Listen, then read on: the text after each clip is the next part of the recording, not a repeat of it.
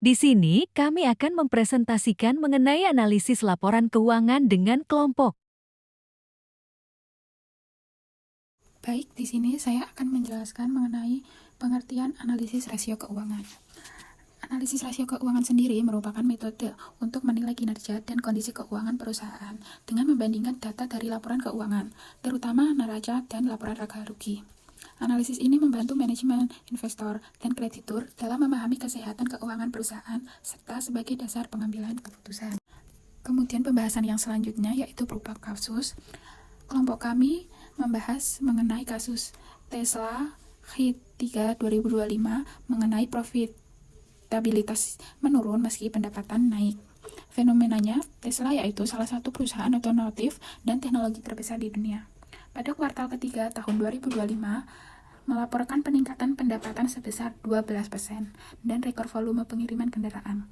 Namun laba bersihnya turun tajam sehingga sekitar 30% dibanding periode yang sama pada tahun sebelumnya.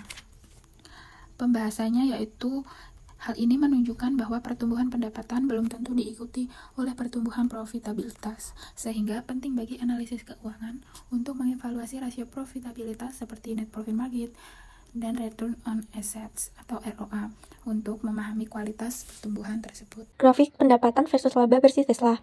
Grafik menunjukkan ketidakseimbangan antara pendapatan yang naik dan laba bersih yang turun, menandakan masalah efisiensi dan probabilitas. Yang pertama, rasio probabilitas. Penurunan net profit margin dan ROA menunjukkan laba tidak tumbuh seiring pendapatan. Selanjutnya, rasio aktivitas. Aset belum digunakan secara optimal untuk menghasilkan keuntungan. Berikutnya, pendekatan 2 point.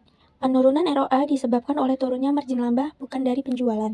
Kinerja keuangan utama. Revenue naik kurang lebih 12% YoY atau kurang lebih 28 miliar US dollar. Volume penjualan kendaraan meningkat atau record deliveries. Net income dan EPS turun signifikan. Gross margin dan operating margin mengalami penurunan, menunjukkan ketidakseimbangan antara pertumbuhan penjualan dan laba. Penyebab utama penurunan margin. Margin laba kotor menurun, margin operasi ikut tertekan. Setiap dolar penjualan menghasilkan laba yang lebih kecil dibanding periode sebelumnya.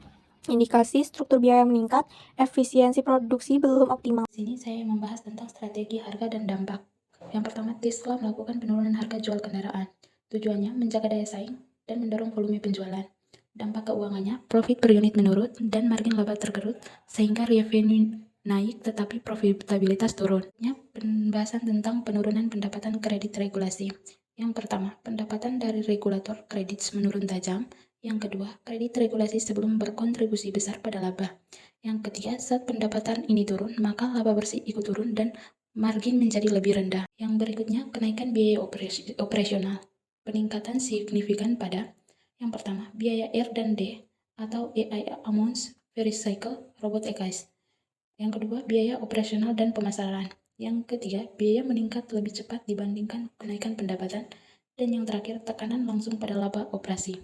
Faktor eksternal, perubahan kebijakan insentif pajak kendaraan listrik, tekanan biaya akibat tarif dan kondisi ekonomi global, lonjakan permintaan bersifat sementara, resiko keberlanjutan profit di kuartal berikutnya.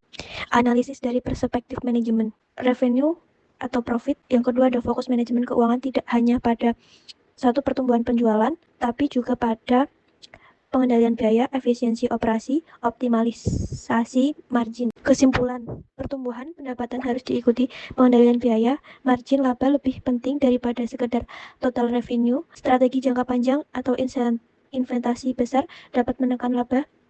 Jangka pendek, manajemen keuangan berperan penting dalam menjaga keseimbangan tersebut. Tersia, H3 2025 berhasil meningkatkan pendapatan, namun mengalami penurunan profitabilitas akibat penurunan harga jual, margin menyusut, biaya operasional meningkat. Kasus ini menunjukkan pentingnya analisis profitabilitas bukan hanya penjualan. Pendapatan yang tinggi tidak menjamin perusahaan memperoleh laba yang tinggi.